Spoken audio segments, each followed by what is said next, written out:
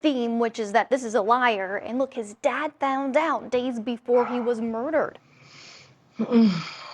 The prosecution has done a nice job of laying out witness by witness, lie by lie, and motivation now by motivation for the reason for this murder.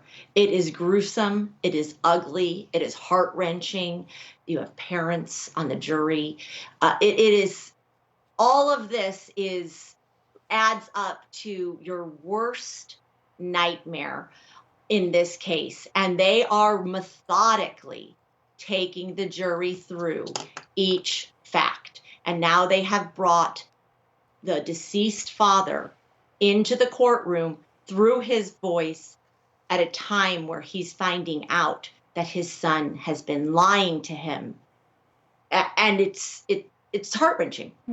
It really is. Methodical is a good word, Rachel, because virtually the entire day today, day 8 of this trial, was the prosecution tediously unraveling the plethora of lies Chandler Halderson built with his parents. I mean, hundreds of emails. They went through tons of fake emails today from American Family Insurance that allegedly Halderson just came up with, or from the school, or from SpaceX. Let's take a listen to one of the detectives talk about what she didn't find in the emails. As it comes to Mr. Halderson, Chandler Halderson at gmail.com, that was his personal email? Yes. Were there an extensive amount of emails in that account? I'd say there were. Okay. Did you review those emails? Yes. Were there ever any emails to or from anyone at American Family Insurance indicating that Mr. Halderson worked there in any capacity? Specifically American Family, no.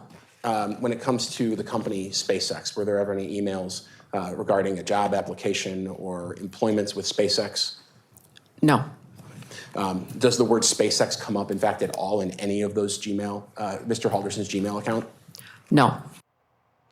Yeah, the list, this went on for months, Rachel, of lie after lie, fake email after fake email. He even had names of certain people who allegedly worked at the insurance company. He had typos saying human recourses instead of human resources representative. He misspelled one of Alyssa Brandt, her last name, a couple of times in these emails. It's very, very damaging.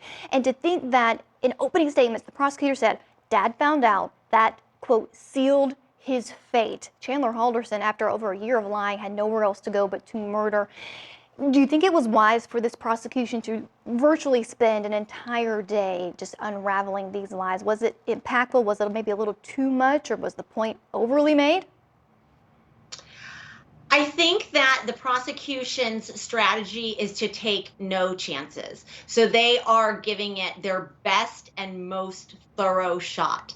Chances are they are going to get a conviction without a lot of this evidence. I mean, I think they probably had the jury the third day in, but as they keep going, they're just hammering home what they think is a surefire victory.